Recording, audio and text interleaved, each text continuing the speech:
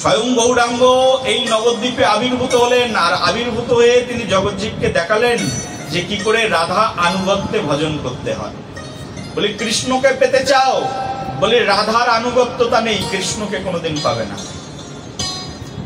একলা কৃষ্ণের উপাসনা হয় না আমাদের এই ভজন পদ্ধতিতে।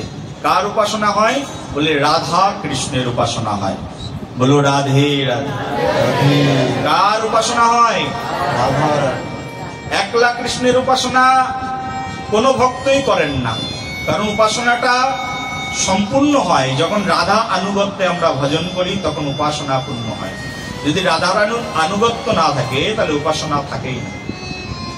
স্বয়ং গৌরাঙ্গ মহাপ্রভু জগজ্জীবে দাঁড়ে দাঁড়ে গিয়ে রাধা আনুগত্য শেখালেন, কিন্তু আমরা গৌরাঙ্গের এই অন্তরঙ্গ ভাবটাকে এখন আর প্রচার করি না।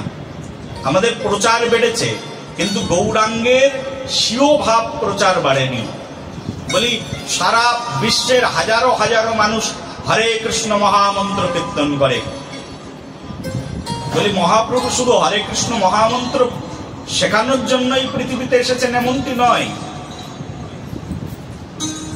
চৈতন্য চরিতামৃতে যদিও কৃষ্ণদাস কবিরাজ গোস্বামী পাদ বর্ণনা করেছেন, চারি যুগে চারি ধর্ম জীবেরও কারণ, কলিযুগের ধর্ম হয় হরিনাম সংকীর্তন, এত দার্থে অবতীর্ণ শ্রী শচীনন্দন।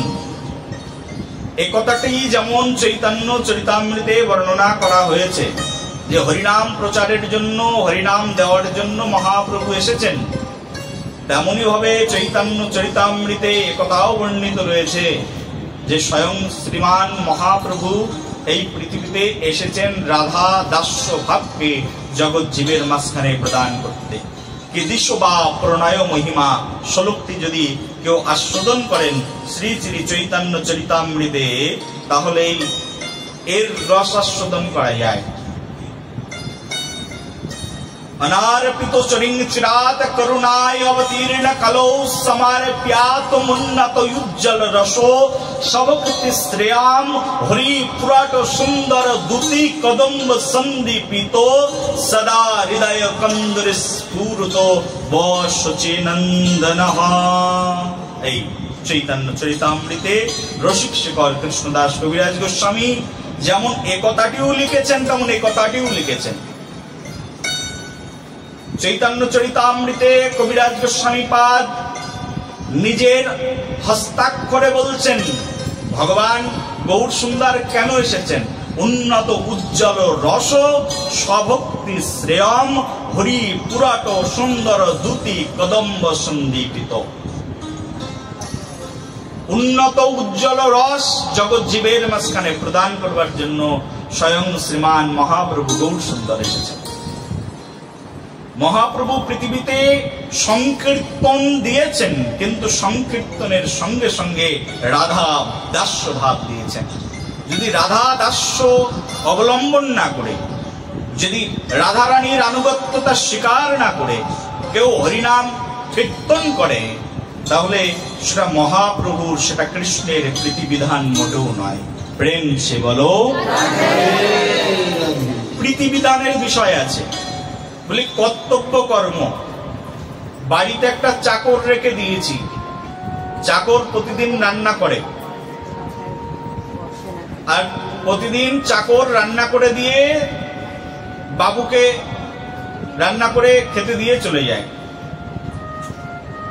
একদিন স্ত্রী বাইরে যাচ্ছেন, চাকরানীকে বলছেন শোনো তুমি তো রান্না করো, সুন্দর করে পরিবেশন করো। বলে ঠিক আছে। বলে 1 মাস পরে আসবো। বলে ঠিক আছে। বলে এই প্রতিদিন পরিবেশন ভালো করে করলে তোমাকে আরো টাকা বাড়িয়ে দেবো। বলে ঠিক আছে। চাকর প্রতিদিন বাবুকে পরিবেশন করেন, কিন্তু সেটা হচ্ছে তার কর্তব্যবোধ। কি সেটা? কর্তব্যবোধ। বলে আমাকে পরিবেশন করতে হবে, ভালো পরিবেশন করলে ভালো টাকা পাবো। কিন্তু স্ত্রীও তার স্বামীকে পরিবেশন করে, এটা কিন্তু শুধু কর্তব্যবোধ নয়, এর ভিতরে রয়েছে প্রেম বোধ। প্রেম সে বলো, কর্তব্যবোধ একটা আলাদা জিনিস আর প্রেম বোধ একটা আলাদা জিনিস। দুটো জিনিসকে বুঝতে হবে। ভগবানকে ভালোবাসি, দীক্ষা নিয়েছি, মন্ত্র জপ করি, কর্তব্যবোধ। দীক্ষা নিয়েছি, ভগবানের চরণে পুষ্প দিয়ে আর গুরুদেবের চরণে পুষ্প অর্পণ করি, কর্তব্যবোধ। কিন্তু দীক্ষা নিয়েছি, জীবন শ্রী গুরু চরণে সমর্পণ করেছি। দীক্ষা নিয়েছি মনে কৃষ্ণ চরণে জীবন উৎসর্গ করে দিয়েছি। এই হচ্ছে প্রেম বোধ। এই জগতে ভালোবাসা, প্রেম বস্তুটি একমাত্র প্রয়োজন। আমাদের তিনটি বিষয় গৌড়ীয় জগতে: সম্বন্ধ, অভিধেয় আর প্রয়োজন। চৈতন্য চরিতামৃতে শ্রীমান মহাপ্রভু গৌর সুন্দর এই তিনটি বিষয় শিখিয়েছে। বলো কি কি? সম্বন্ধ, অভিধেয়, প্রয়োজন। বলি প্রয়োজন কি? এই জগতে আমার যা প্রয়োজন সেটা হচ্ছে প্রেম। যদি প্রেম না থাকে এই জগতে সবকিছু শূন্য, আর প্রেম যদি থাকে সবকিছু পূর্ণ। প্রেম না থাকলেই সব শূন্য, আর প্রেম থাকলেই সব পূর্ণ। প্রেম সে বলো। স্বয়ং শ্রীমান মহাপ্রভু গৌর সুন্দর এই জগতে শিখিয়েছেন। বলি হরিনাম করি, এটা কর্তব্যবোধ করতে হবে। কারণ কলি যুগে উদ্ধারের একমাত্র পথ কি বাবা? হরিনাম। হরে নাম হরে নাম হরে নামেব কেবলম গলে নস্তেব্যো গতিরন্যথা। হরিনাম ছাড়া কলি যুগের মানুষের উদ্ধারের আর কোনো উপায় নেই। বলি এটা মানুষ জানে না? সবাই জানে। আরে স্বয়ং শ্রীমান মহাপ্রভু এখান থেকে 550 বছর আগে পৃথিবীতে এসেছেন। তার আগেও মানুষ জানতো হরিনাম ছাড়া কলিযুগের মানুষের আর কোনো গতি নেই। মহাপ্রভু আসার আগে 5000 বছর চলে গেছে, মানুষ জানতো না কথা। মহাপ্রভু আসার 35 বছর আগে নামাচার্য ঠাকুর হরিদাস বুড়ুন গ্রামে জন্মগ্রহণ করেছেন। মহাপ্রভু জন্মের 35 বছর আগে হরিদাস ঠাকুর বুড়ুন গ্রামে জন্মগ্রহণ করেছেন। মহাপ্রভু তখন আসেননি। হরিদাস ঠাকুর তখন জপের মালা নিয়ে হরে কৃষ্ণ কৃষ্ণ কৃষ্ণ হরে হরে, হরে রাম রাম রাম হরে হরে এই মন্ত্র জপ করতেন। তো মহাপ্রভু তো তখন আসেনি। মহাপ্রভুর পূর্বাতন আচার্যগণ বড়ুচণ্ডী দাসের লেখা পড়ে দেখো, সেখানেও এই হরিনাম অমৃতের কথা বর্ণনা করা রয়েছে। প্রাচীন সাহিত্যিকগণ তারাও এই হরিনামের কথা বর্ণনা করেছেন। জয়দেব আদি পূর্ব লেখকগণ তারা হরিনামের কদর করেছেন, হরিনামকে অভ্যর্থনা জানিয়েছেন। তার মানে হরিনাম মহাপ্রভুর আগেও মানুষ জপ করতেন। এমনকি এই যে হরে কৃষ্ণ মহামন্ত্র হরিনাম সত্য যুগের মানুষও জানত। কারণ যা বেদের মধ্যে লেখা আছে তা জানবে না মানুষ। হরিনাম কোথায় লেখা আছে? বলি বেদের ভাষ্য হরিনাম। বেদের মধ্যে হরিনামের কথা বর্ণনা করা আছে। তাহলে বৈদিক যুগের মানুষও হরিনাম জানতেন। তো হরিনাম কলিযুগে হরিনাম করলে উদ্ধার হব, তাই আমি হরিনাম করি, এটাকে বলে কর্তব্যবোধ। এটাকে কি বলে বলো? ওই চাকরের মতো, যেটাকে আমাকে করতে হবে, পাবো, করলেই পাবো, না করলে নরকে যাব। আর যদি এরকম জব করতে থাকি তাহলে উপরে যাব। প্রেম সে বলো। এই বলে কর্তব্য। মহাপ্রভু বললেন কর্তব্য বোধে চলবে না। মহাপ্রভু ধারণা চেঞ্জ করে দিলেন, এটা তো কর্তব্য হরিনাম করা তোমার। কারণ কলিযুগে আর কোন নাম করলে নাই হয় পার। কলিযুগে একমাত্র নাম যজ্ঞ সার। কলিযুগে একমাত্র নাম যজ্ঞই সার। অন্য কোন নাম কইলে নাহি হয় পার। অন্য কোন নাম করলে কলিযুগের মানুষ উদ্ধার হবে না। বলে এটা তো তোমার কর্তব্য, তুমি পুরাণ থেকে পড়েছো, তুমি বেদ থেকে পড়েছো, তাই তুমি জানো হরিনাম করতে হবে। মহাপ্রভু সবার সব ধারণাকে চেঞ্জ করে দিলেন। মহাপ্রভু বললেন যে তুমি যদি শুধু কর্তব্যবোধের জন্য হরিনাম করো সেটা ঠিক নয় বাবা, সেটা ওই চাকর বাকরের কাজ করার মতো হয়ে গেল। কি করতে হবে? বলে হরিনামটা কিভাবে করো? মহাপ্রভু বললেন, হরিনামটা উদ্ধারের জন্য করব না, আমি নিজে উদ্ধার পাওয়ার জন্য হরিনাম করব না, এই জগৎ সংসার থেকে উদ্ধার হয়ে চলে যাব তার জন্য হরিনাম নয়। বলি কেন, হরিনাম কিসের জন্য করব? এইবার বললেন মহাপ্রভু এই শ্লোকের অবতারণা করালেন চৈতন্য চরিতামৃতে কৃষ্ণদাস কবিরাজ গোস্বামীপাদ। কৃষ্ণদাস কবিরাজ গোস্বামীপাদ এই শ্লোকের অবতারণা করে বলছেন যে হরিনাম করব কেন? তো হরিনাম করব কৃষ্ণের জন্য। কার জন্য? বলে কৃষ্ণ প্রীতির জন্য, কৃষ্ণকে প্রাপ্তির জন্য, নিজে উদ্ধার হওয়ার জন্য নয়। কলিযুগ থেকে উদ্ধার হয়ে নরকে যাব না তারই জন্য হরিনাম করব তা নয়। আমার হরিনাম কেন করব? তো হরিনাম করব আমি শুধুমাত্র কৃষ্ণের প্রীতির জন্য। বলে হরিনাম কিভাবে করব? হরিনাম করার তো কোনো পদ্ধতি আছে। প্রভু শেখালেন যে হরিনাম কি করে করতে হয়। মহাপ্রভু কি শেখালেন? মহাপ্রভু বললেন, হরিনাম যদি করতে চাও তাহলে তোমাকে হরিনাম করবার জন্য দাসত্ব করে হরিনাম করতে হবে। বলি দাসত্ব করে? হ্যাঁ, দাসত্ব করে। বলে আনুগত্য থেকে হরিনাম করতে হবে। আনুগত্য থেকে? এসব তো শাস্ত্রের মধ্যে, বেদের মধ্যে লেখা নেই। কলি সন্তরণ উপনিষদে শুধু লেখা আছে হরিনাম করলেই উদ্ধার হয়। চৈতন্য চরিতামৃত বর্ণনা করা আছে, যেই হরিনাম করবে সেই উদ্ধার হবে। একবার রাম নামে, একবার কৃষ্ণ নামে যত পাপ হরে, মানুষের সাধ্য নাই তত পাপ করে। এটাও কর্তব্যবোধ। পাপ থেকে মুক্ত হওয়ার জন্য কৃষ্ণ নাম করছি, কর্তব্যবোধ। মহাপ্রভু বললেন এইসব কর্তব্যবোধ চলবে না। আমি এখন যে শিক্ষাটি তোমাদেরকে দেব সেটা হচ্ছে উজ্জ্বল রস, এই যে মহিমা, মহিমা মূলক। বলছেন কি? বলছেন অনারপিত চরিম চিরাত।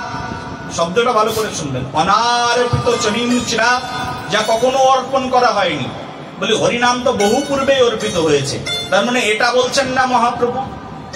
অনারপিত চরিম চিরাত করুণায় অবতীর্ণ কলো সমারপ্যাত উন্নত উজ্জ্বল রস সভক্তি শ্রেয়াম। মহাপ্রভু বলছেন আমি তোমাকে এমন একটি ভক্তির শিক্ষা দিচ্ছি যে শিক্ষা এই জগতে কেউ কখনো দেননি। সেই জিনিসটা দিতে এসেছি। সেই জিনিসটা কি? বলছে উজ্জ্বল, উন্নত উজ্জ্বল রস। বলি উন্নত উজ্জ্বল রস কি? বলি এই উন্নত উজ্জ্বল রস যেটি, সেটা হচ্ছে শ্রী রাধিকায় দাস্য। শ্রী রাধিকা, বলো রাধা রানী কি, সুন্দর কনৈয়া লাল কি।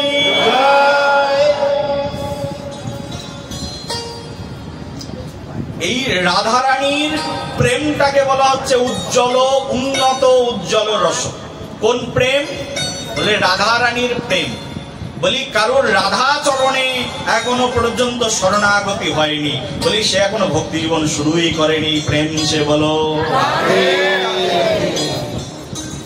রাধা ভজনে যদি মতি নাহি ফেলো, কৃষ্ণ ভজন তার অকারণে গেল। বলো রাধে রাধে। আমার কথা নয়, প্রাচীন মহাজনগণ লিখেছেন। রাধা ভজনে যার মতি নাহি ফেলো, এখনো পর্যন্ত রাধার ভজনে যার মন নিবিষ্ট হলো না, এখনো মন গেল না রাধা ভজনে। বলি রাধা ভজনে যার মতি নাহি ভেলো, কৃষ্ণ ভজন তার। কৃষ্ণ ভজন করে কি হয়? কৃষ্ণ ভজন তার অকারণে গেল। তার সব কৃষ্ণ ভজন অকারণ। বলো সবে প্রেম সে বলো। পৃথিবীর মধ্যে সর্বশ্রেষ্ঠ কোন শব্দ তরঙ্গ যদি থেকে থাকে তাই রাধা শব্দ। বলো সবে। তাই তো বইপত্র থেকে পাচ্ছি পৃথিবীর সর্বশ্রেষ্ঠ কোন শব্দ নিনাদ যদি থেকে থাকে, বলছে এক সংকেত ধ্বনি করলে যত পৃথিবীর অপদেবতা আছে, যতদূর পর্যন্ত এই সংকীর্তনী যায় ততদূর পর্যন্ত সকল অপদেবতা সেখান থেকে দূর হয়ে চলে যায়, আর থাকে না, কোনো নেগেটিভ শক্তি থাকে না সেখান থেকে দূর হয়ে বহু দূরে চলে যায়। আবার চলে আসে, শঙ্কের শব্দ শেষ, আবার চলে আসে। কিন্তু বলছে যদি একবার রাধা শব্দকে উচ্চারণ করে, রাধা রাধা এই শব্দ যদি একবার কেউ উচ্চারণ করে, তার অনন্ত জন্মের সকল নেগেটিভিটি একেবারে বিদূরিত হয়ে রাধা কৃষ্ণ চরণে তার দাসত্ব হয়ে যায়। বলো প্রেম সে বলো রাধে রাধে। জয় শ্রী রাধা রানী কি, রাধা রানী কি, রাধা রানী কি, রাধে রাধে। রাধা শব্দ এইরকম বলছে, রাধা শব্দ এইরকম বলছে, সংকেতধ্বনি করলে, পূর্বকাল থেকে আমাদের সমাজে সংকেতধ্বনি করা হয়, সংকেতধ্বনি করলে ভূত প্রেত পিশাচি ডাকিনী যোগিনী পালিয়ে চলে যায় সেই বাড়ি থেকে।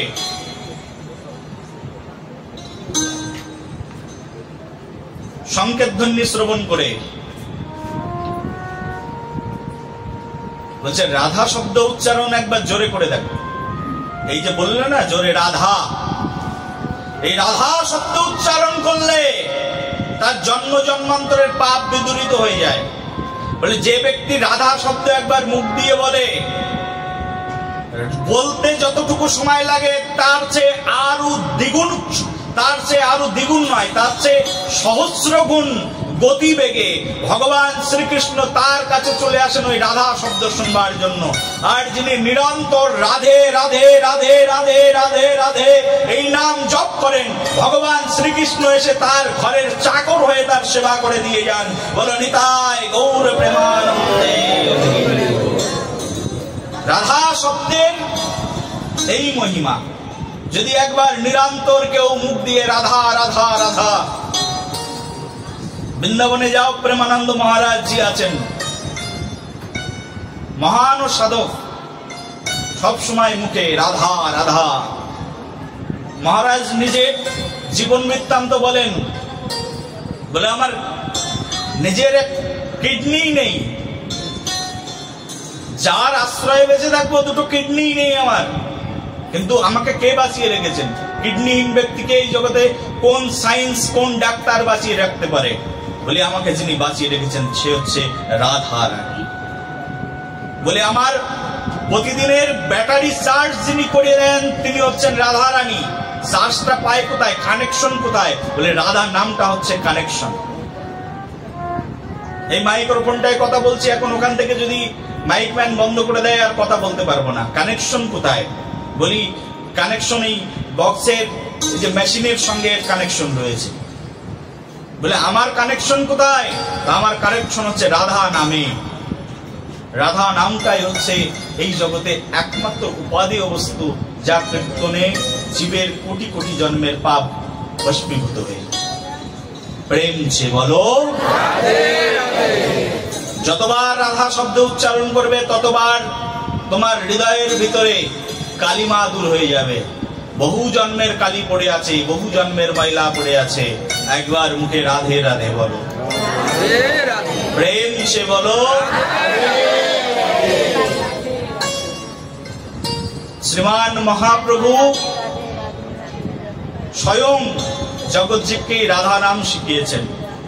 মহাপ্রভুর আসার কারণ কি? তা মহাপ্রভু এসেছেন রাধা রানীকে জানাতে। মহাপ্রভু এই জগতে এসেছেন শুধু রাধা রানীকেই জানাতে। রাধা রানীকে জানো তোমরা। আর এই জগতে যদি কখনো শোনেন কোন ব্যক্তি রাধা রানীর নিন্দা করছে, সঙ্গে সঙ্গে সেই স্থান ছেড়ে চলে আসবে। বলি কেউ রাধা সম্পর্কে কটূক্তি করছে, চলে আসবেন। মূর্খ, বোঝে না রাধা তত্ত্ব সম্পর্কে। যিনি রাধার আনুগত্যতা স্বীকার করেন না তিনি ভক্তই হননি এখনো। ভক্তি জীবন এখান থেকে শুরু হয়। শিবজি বলছেন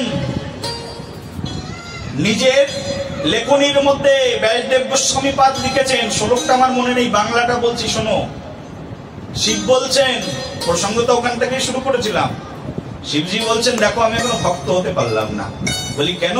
বলি আমি কৃষ্ণকে অনেকবার দেখেছি, কিন্তু কৃষ্ণ ভক্তি লাভ করতে পারিনি। বলি কেন? বলি কৃষ্ণ ভক্তি লাভ করবার জন্য যাচ্ছি। যাবে? বলি কোথায় যাচ্ছ? দেব দেবতাদেরকে বলছেন, কেন? খুব নাচতে নাচতে আসছেন তো শিব, খুব আনন্দে আসছেন। কোথায় যাবেন? বৃন্দাবনে। অন্যরা জিজ্ঞাসা করছেন, কি গো বৃঞ্চি, কোথায় যাচ্ছ? বলে আমি যাচ্ছি বৃন্দাবনে। বলে বৃন্দাবনে কে আছে? বলে বৃন্দাবনে ভক্তি আছে, আর ভক্তির আশ্রয়ে যাচ্ছি। বলে বৃন্দাবনে এসে যখন প্রবেশ করতে যাবেন তখনই আর প্রবেশ করতে পারছেন না, ওই লক্ষণের দেওয়া গণ্ডির মতো। প্রেম সে বলো লক্ষণ গণ্ডি টেনে দিয়েছেন, সীতামা বাইরে বেরাবে না, যতক্ষণ এই গণ্ডির মধ্যে থাকবে ততক্ষণ সেফ থাকবে। রাবণ এসে যতবার প্রবেশ করতে যাচ্ছেন, চলে গেলাম চলে গেলাম, পুড়ে মরছি। কারণ গণ্ডির একটা শক্তি আছে তো। আর এই 84 ক্রোশ ব্রজমণ্ডলে একটা গণ্ডি আছে, আর সেই গণ্ডির নাম হচ্ছে ভক্তির গণ্ডি। কিসের গণ্ডি? আর এই 84 ক্রোশ ব্রজমণ্ডলের মধ্যে যে গণ্ডি আছে, এই গণ্ডি পার হতে গেলে তাকে একটা মন্ত্র জানতে হয়, পাসওয়ার্ড জানতে হয়। বললাম না, ঘরের মধ্যে প্রবেশ করতে গেলে পাসওয়ার্ড লাগবে। এই গণ্ডির মধ্যে প্রবেশ করতে গেলে একটা পাসওয়ার্ড লাগে। বলি এই বৃন্দাবন রূপ গণ্ডির মধ্যে প্রবেশ করতে গেলে কি পাসওয়ার্ড প্রয়োজন? পাসওয়ার্ডের নাম হচ্ছে রাধা আনুগত্য। কি দরকার? রাধা আনুগত্য। বলি রাধা আনুগত্য কোথায় পাবো? বলি রাধা আনুগত্য পেতে গেলে বৃন্দাবনে যিনি রসিক রাধা আনুগত্যে ভজন করেছেন তার কাছে গিয়ে এই রাধা আনুগত্য শিখতে হবে। বলি পাসওয়ার্ড সবাই জানেন না, কারা জানেন? বলি রাধারানীর সেবকগণ জানেন। রাধারানীর সেবককে? বলি রাধারানীর সেবক যিনি, তিনি হচ্ছেন রাধারানীর প্রধান অষ্টসখী। বলি অষ্টসখীরা জানেন, আর কেউ জানে না? বলি অষ্টসখীরা আরো কয়েকজনকে জানিয়েছেন, তারা হচ্ছে বৃন্দাবনের গোপী বৃন্দগণ। বলে তারা আবার কাদেরকে জানিয়েছেন? বলে তারাও আবার শিখিয়েছেন এই পাসওয়ার্ড। কাদেরকে শিখিয়েছেন? বলছে তারা আবার শিখিয়েছেন মঞ্জুরিদেরকে। কাদেরকে? বলি মঞ্জুরিদেরকে শিখিয়েছেন। আর কেউ জানেন না? বলি আর পৃথিবীতে আর কেউ এই পাসওয়ার্ড জানে না। প্রেম সে বলো বাইরের থেকে কেউ বৃন্দাবনে প্রবেশ করতে গেলে তাকে ওই জিনিস জানতে হবে। কোন জিনিস? বলে মঞ্জুরিগণ যা জানেন তাই জানতে হবে। বলো সবে। বলে বৃন্দাবনে প্রবেশ অত সহজ নয়। শিবজি বলছেন আমি বৃন্দাবনের মধ্যে ঢুকবো। বলি এখানে তোমার এই সাপ, গায়ের মধ্যে মাথার উপরে সাপ জড়ানো, মাথায় জটা নিয়ে এইরকম জটা জুটো এইরকম বস্ত্র পরিধান করে বৃন্দাবনে প্রবেশ করা যায় না। বলি ঠিক আছে, সুন্দর নবীন মদন বেশ ধারণ করছি, চলে এসো সামনে, চলে এসো সামনে। আর একটু চলে এসো, বসতে পারছে না কেউ, এদিকে চলে এসো। মায়েরা বাবারা এদিকে চলে এসো, সামনে চলে এসো, একটু সামনে এসো। আরো 10-20 জন বসে যেতে পারবে, আর একটু সামনে এসো, আর একটু সামনের দিকে চলে এসো।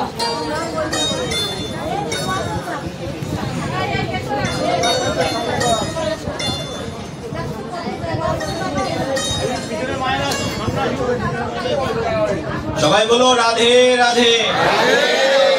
প্রেম সে বলো। বলি ভগবানকে যদি বৃন্দাবনে প্রবেশ করতে চাও, তাহলে বৃন্দাবনে প্রবেশ করতে গেলে কি জানতে হবে? কি বললাম না? রাধে রাধে নয়, আনুগত্য। আনুগত্যের পাসওয়ার্ড। বলে আনুগত্যের পাসওয়ার্ড কাদের কাছে আছে? মঞ্জুরিদের কাছে। কাদের কাছে আছে? মঞ্জুরিদের কাছে আছে। বলি মঞ্জুরিদের কাছে না গেলে কিন্তু এই পাসওয়ার্ড জানা যাবে না। জানা যাবে?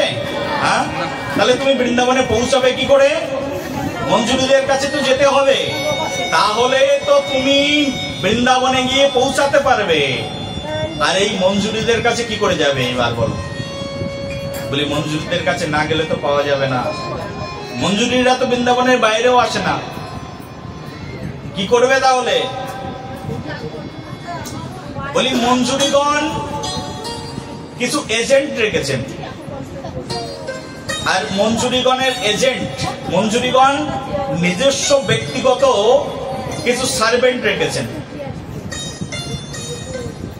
আর সেই সার্ভেন্টদের নামও হচ্ছে মঞ্জুরিদের নাম অনুসারে। যেমন মনে করো কারোর নাম হচ্ছে মঞ্জুলা আলী মঞ্জুরি, বুঝলে কি বুঝলে না? এটা বিশাল ব্যাপক তত্ত্ব, খুব গভীরের তত্ত্ব, খুব সহজ করে সবার সামনে বলার চেষ্টা করছি। বলে একজনের নাম মঞ্জুলা আলী মঞ্জুরি, একজনের নাম মনে করো রূপ ও মঞ্জুরি। বলি মঞ্জুরিদের যারা এজেন্ট আছে তাদের নামও আবার মঞ্জুরি, তাদের নাম কি? মঞ্জুরি। বলি মঞ্জুরিদের এজেন্ট যারা, মনে করো এই ব্যাংকের এজেন্ট থাকে, LIC এজেন্ট থাকে, থাকে না এরকম, তারা গিয়ে কিন্তু আগে তাদের কোম্পানির নাম বলে যে আমি অমুক কোম্পানি থেকে এসেছি, এসো, বা আমি অমুক প্রোডাক্ট সেল করছি, এসো আমার সঙ্গে যুক্ত হয়ে যাও। এইরকম মঞ্জুরিগণ তাদের যারা এজেন্ট আছে তারাও গিয়ে আগে মঞ্জুরিদের নামই বলে। বলো সবে? বলে এজেন্ট গুলো মাঝে মধ্যে বাইরের দিকে আসে, কারণ এজেন্টদের কাজ তো ধরে ধরে নিয়ে যাওয়া, বুঝলে তো? এদের স্যালারি কম কিন্তু কাজ অনেক বড়। প্রেম সে বলো, স্যালারি কম কিন্তু কাজ কি অনেকটাই বড়। বলি মঞ্জুরিদের সার্ভেন্ট কারা? বলি মঞ্জুরিদের সার্ভেন্ট হচ্ছে মঞ্জুরিগণ। সেবা কোন মঞ্জুরি? বলি মঞ্জুরিদের যিনি সার্ভেন্ট তিনি হচ্ছেন গুরু মঞ্জুরি।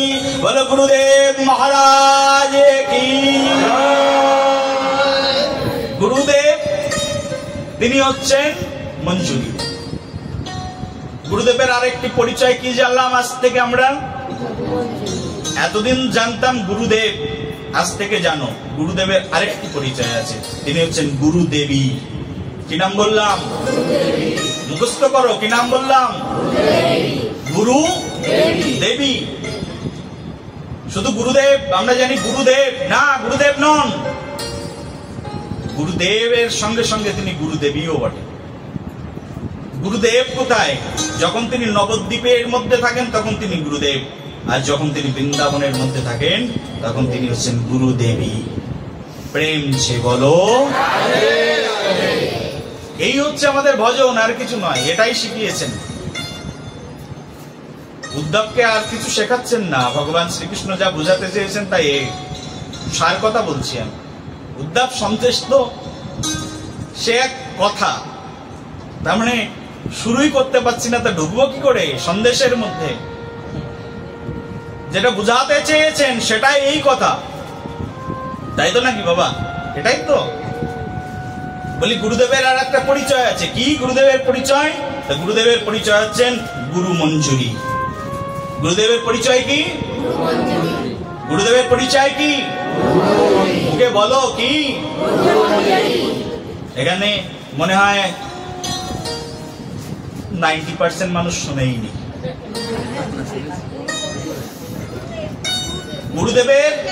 গুরুদেবের আরেকটি পরিচয় নাম হচ্ছে গুরু মঞ্জুরি। গুরু মঞ্জুরি বলি, গুরু মঞ্জুরি কি করে হয়? বলি যদি কারোর গুরুদেব সহজিয়া না হয় তাহলে সেই গুরুদেব হয় গুরু মঞ্জুরি। বলি কারোর গুরুদেব গৌড়ীয় সম্প্রদায়ে যুক্ত তাহলে তিনি হবেন গুরু মঞ্জুরি। বলি অন্য কেউ নয়? না, মোটেও নয়, সিদ্ধান্তই নেই, অন্য কেউ নয়। বলি না, পৃথিবীতে লক্ষ লক্ষ গুরুদেব আছে, সবাই নয় গুরু মঞ্জুরি।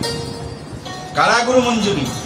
বলি যে শুধুমাত্র বৃন্দাবনে গিয়ে আশ্রয় গ্রহণ করেছেন, যারা ষড়গোস্বামীর আনুগত্যে ভজন করেন তাদেরকেই একমাত্র বলা হয় গুরু মঞ্জুরি। বলো গুরু মঞ্জুরি ভগবান কি। যার গুরু পরম্পরায় আচার্যগণ সিদ্ধ স্বরূপ পেয়েছেন তারাই হন গুরু মঞ্জুরি।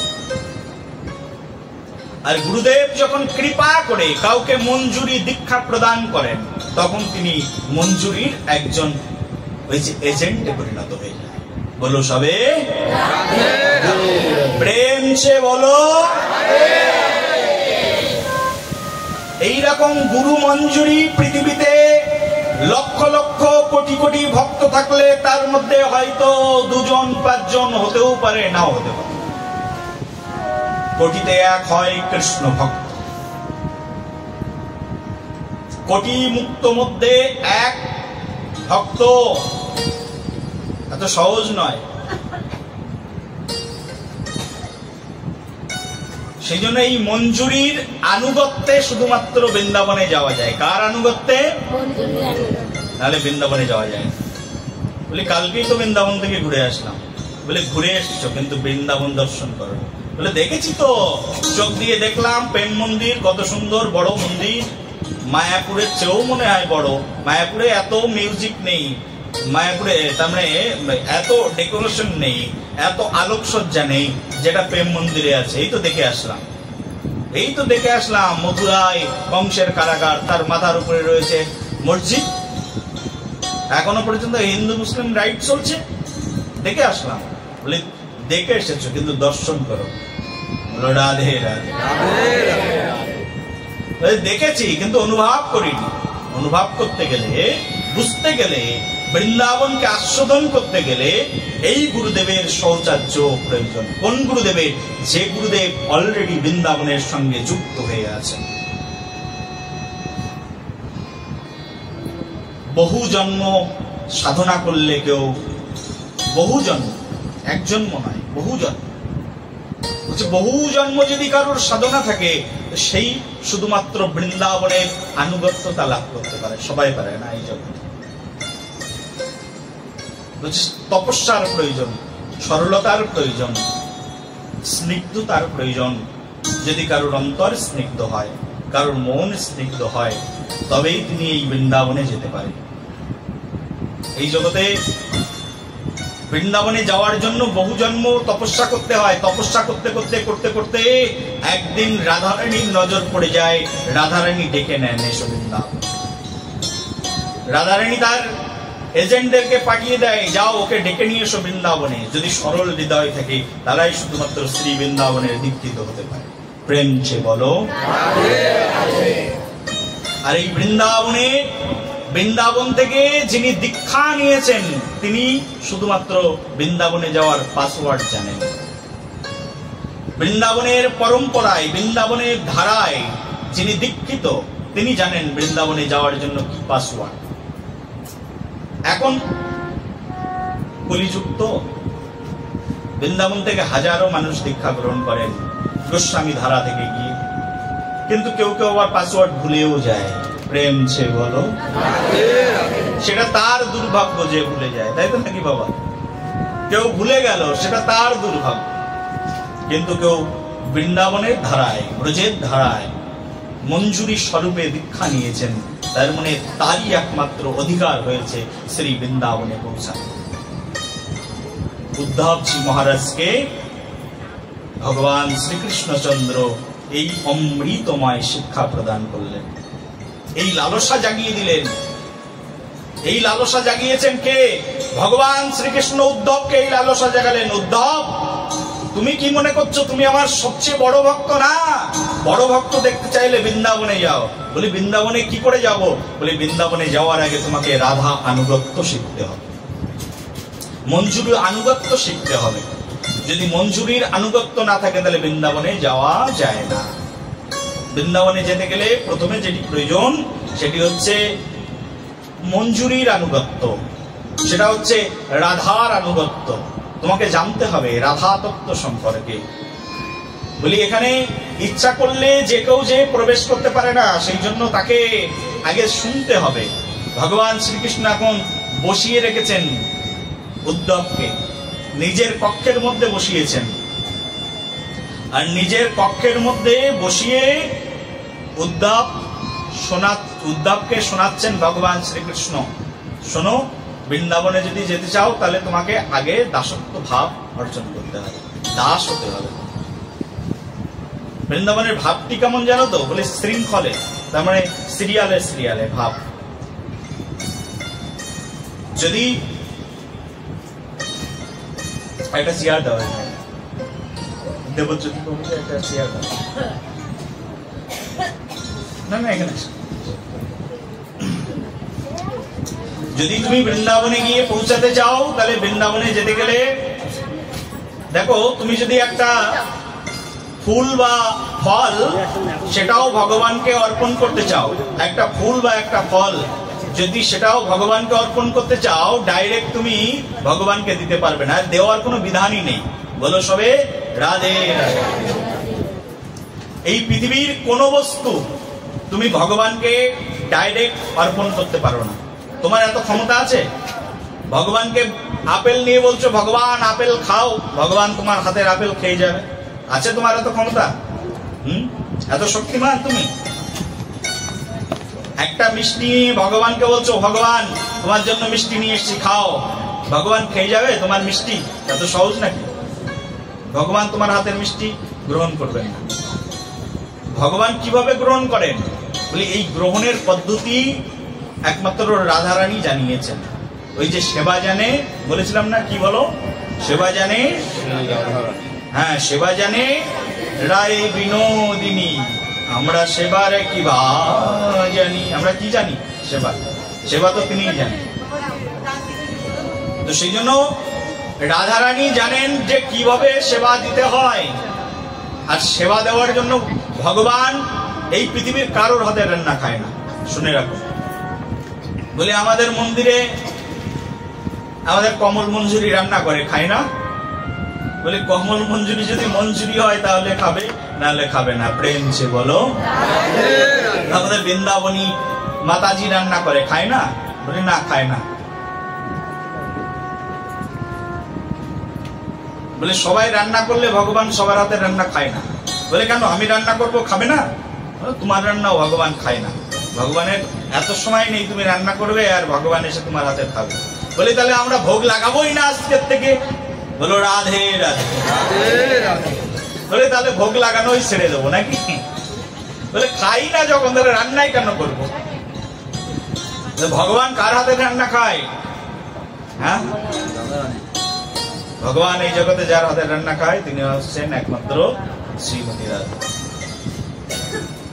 রাধিকার পক্ষ অন্ন বিবিধ ব্যঞ্জন, যাহাকে কৃষ্ণচন্দ্র সুখে নিদ্রা যান। রাধারানীর যে তৈরি করা অন্ন সেটাই একমাত্র ভগবান শ্রীকৃষ্ণ গ্রহণ করেন, আর কারুর হাতের রান্না তিনি গ্রহণ করেন। বলি তাহলে আমরা রান্না করে ভগবানকে যে ভোগ লাগাই, আপনাদের এখানে যে ভক্তি কুটিরে ভগবানকে ভোগ লাগে, প্রসাদ হয়, তাহলে এটা কি মিথ্যে? বলি এটাও মিথ্যে নয়, তাহলে আর মানুষ এখানে আসতোই না। বলো রাধে রাধে। তাহলে এখানে কি হয়? বলি এখানে রাধারানীর আনুগত্যে রান্না করা হয়। কার আনুগত্যে? রাধারানীর ভাবে ভাবাবিষ্ট হয়ে রান্না করা হয়। কিভাবে রান্না করা হয়? রাধারানীর ভাবে ভাবাবিষ্ট হয়ে রান্না করা হয়, রাধারানীর আবেশে রান্না করা হয়। তার মানে আমাদের ভক্তদেরকে প্রশিক্ষণ দেওয়াই আছে, যখন রান্নাঘরে ঢুকবে রাধারানীর নাম স্মরণ করবে। কার নাম? যখন রান্নাঘরে ঢুকবে কার নাম বলবে? রাধারানীর নাম। কারণ তোমার আমার মতো অহংকারী মানুষের হাতের রান্না ভগবান কখনোই গ্রহণ করেন না। রান্নার আগে সেই জন্য রাধারানীকে স্মরণ করে নিয়ে রান্নাঘরে প্রবেশ। রাধারানীকে স্মরণ করতে করতে অন্ন ছড়িয়ে দাও। বলি বৈষ্ণবরা সবার হাতে খান না কেন? কারণ সবাই রান্না জানেন না, সেই জন্য জানিয়ে নিয়ে তারপরে খায়। খাবে না এরকম নয়। বলি তোমাকে আমি ঘৃণা করি না। একজন বৈষ্ণব মানে এরকম নয় যে একজন বৈষ্ণব আর একজন মানুষকে ঘৃণা করে, কিন্তু সে পদ্ধতি জানে না। যতদিন পদ্ধতি না জানে ততদিন নিজে রান্না করে খায়। যখন পদ্ধতি শিখে যায় তখন তাকে বলে তুমি রান্না করে দাও, খাবো। হ্যাঁ কি না? বলি এটাই পদ্ধতি। অন্ন দিচ্ছ তখন রাধারানীর নাম স্মরণ করে দাও, রাধারানীর নাম স্মরণ করে অন্ন চড়িয়ে দাও। আপনার পরিচয় আপনি মঞ্জুরি। কি পরিচয়? বলো কি পরিচয়? হে গুরুদেব, আপনার পরিচয় আপনি মঞ্জুরি, আর আমারও পরিচয় আমিও একজন মঞ্জুরি। আমার পরিচয় কি? বলো আমার পরিচয় কি? আমার পরিচয় আমিও একজন মঞ্জুরি। তার মানে একজন পুরুষ দেহে থাকলেও তার চিন্তনটা হচ্ছে স্ত্রী দেহে মঞ্জুরি। বলে আমার পরিচয় আমিও একজন মঞ্জুরি। হে গুরুদেব, আপনি মঞ্জুরি, আমি মঞ্জুরি। আপনাকে এই বস্তু তৈরি করে প্রদান করছি, এই নিন গ্রহণ করুন। রাধারানীর আনুগত্যে আপনার আজ্ঞায় তৈরি করেছি। আজ্ঞাটা কার? আজ্ঞাটা কার? গুরুদেব, গুরুমঞ্জুরি। কিন্তু গুরুমঞ্জুরি আজ্ঞাটা কার কাছ থেকে পেয়েছেন? রাধারানীর কাছ থেকে পরম্পরা ক্রমে পেয়েছেন। এখন আমি পরম্পরা ক্রমে আপনার আজ্ঞায় তৈরি করেছি, এখন আপনার হাতে সমর্পণ করলাম, আপনি গ্রহণ করুন। গুরুদেব কি খেয়ে নেবেন নাকি? কারণ গুরুদেব তো প্রসাদ ছাড়া কিছু খায় না। কার প্রসাদ খায়? কৃষ্ণ প্রসাদ খায়, তাই না? গুরুদেব কি গ্রহণ করেন? কৃষ্ণের প্রসাদ। এখন গুরুদেবের হাতে তুমি রান্না করে দিলে, 56 রকম রান্না করে দিয়েছো, 56 ব্যঞ্জন গুরুদেব নিয়েছেন। নিয়ে গুরুদেব কি করবেন? গুরুদেব বলবেন আমার গুরুদেব মঞ্জুরি, হে গুরুদেব আপনি এটা গ্রহণ করুন। গুরুদেব তার গুরুদেবকে অর্পণ করলেন, তার গুরুদেব তার গুরুদেবকে অর্পণ করলেন, তার গুরুদেব তার গুরুদেবকে অর্পণ করলেন, তার গুরুদেব তার গুরুদেবকে অর্পণ করলেন। এইভাবে পরম্পরা ক্রমে এই নিবেদিত বস্তু যেতে যেতে যেতে যেতে একেবারে সাক্ষাৎ কিশোরীজির হাতে গিয়ে পৌঁছে গেল। যখনই রাধারানীর হাতে গিয়ে পৌঁছে গেল, রাধারানী বলল, হো হো, আমার সেবকগণ খুব সুন্দর করে প্রেম দিয়ে ভক্তি দিয়ে এই অন্ন ব্যঞ্জন প্রস্তুত করেছে, হে প্রভু এখন গ্রহণ করো।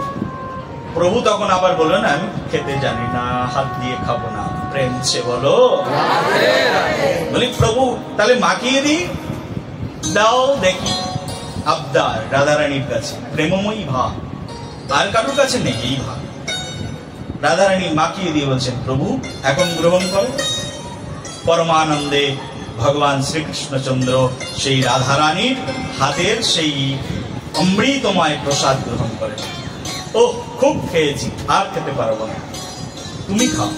রাধারানী একটুখানি খেলেন, খেয়ে বললেন, আমি একা একা খেয়ে সব শেষ করে দেব? যে বানালো তাকে তো দেওয়া কর্তব্য, এটা কর্তব্য বোধের মধ্যে পড়ে। রাধারানী আবার ওই কৃষ্ণ প্রসাদ নিজে গ্রহণ করে এখন বলেন, আরে মঞ্জুরিগণ নাও। এক এক করে সব মঞ্জুরি নিচ্ছেন।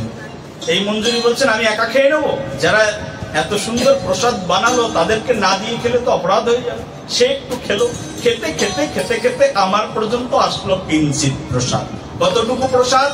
কিঞ্চিত। এই কিঞ্চিত প্রসাদে যে আনন্দ সিন্ধু আছে, পৃথিবীতে আর কোনো কিছুতে আনন্দ সিন্ধু নেই। প্রেম সে বলো, আমারই দেওয়া বস্তু আমি দিলাম, আবার সেখান থেকে চলে আসলো আমার কাছে। কিন্তু আমি যখন দিলাম সেটা ছিল নৈবেদ্য, আর আমার কাছে যখন ফিরে আসলো সেটা হয়ে গেল মহা মহা মহা প্রসাদ। বলো মহা মহা মহা প্রসাদ কি, বলো রাধা রমণ লাল কি। এই হচ্ছে রাধা আনুগত্যে ভজন। এটি হচ্ছে ভজনের ক্রম। পৃথিবীর কোটি কোটি মানুষ এই ভজনের ক্রম জানে না। সেই জন্য জানবার জন্য এই সাধুসঙ্গ। সাধুসঙ্গ সাধুসঙ্গ সর্বশাস্ত্রে কয়, লবমাত্র সাধুসঙ্গে সর্বসিদ্ধি হয়। এই সাধুসঙ্গ করলেই এই ক্রম, এই অভূতপূর্ব তত্ত্ব সমৃদ্ধ রস জানা যায়। শুধু ভক্তগণ, আজকে আমাদের কথার এখানেই বিশ্রাম। কালকে আবার আসবেন। লোভ রেখে গেলাম, হ্যাঁ।